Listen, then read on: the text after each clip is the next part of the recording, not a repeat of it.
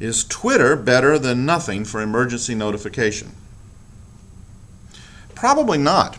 Twitter has many limitations to it. You obviously have no sense of control over who you're reaching with information. You don't quite know who's tuned in or who's not tuned in or who's following Twitter.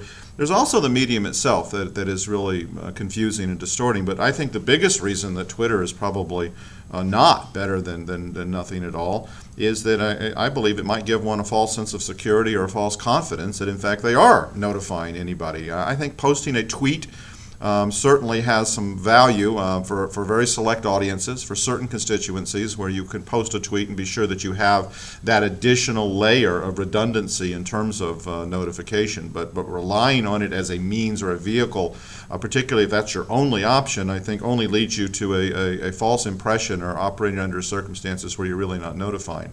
I will say on the flip side that I think monitoring Twitter, trying to listen to feedback, monitor the kinds of things that are going on, catching first reports and early information, monitoring them for misinformation and rumors, monitoring Twitter to try to see what different perspectives are happening, and even identifying additional areas for which you need to address, provide information, or notify people is certainly a very viable option. But no, probably not reliance on Twitter.